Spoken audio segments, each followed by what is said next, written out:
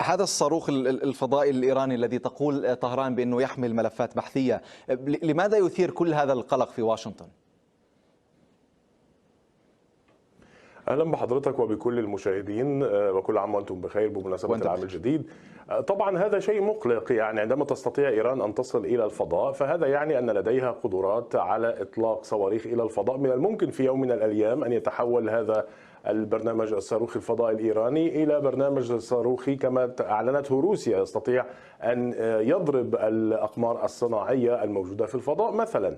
وعندما تطلق إيران صواريخ إلى الفضاء هذا يعني أن لديها تطور كبير في الصواريخ البالستية، وبالتالي قدرات أعلى على أن تطال هذه الصواريخ أماكن في الداخل الأوروبي، ربما في اتجاهات أخرى في اتجاه آسيا، اتجاه الشرق الأوسط.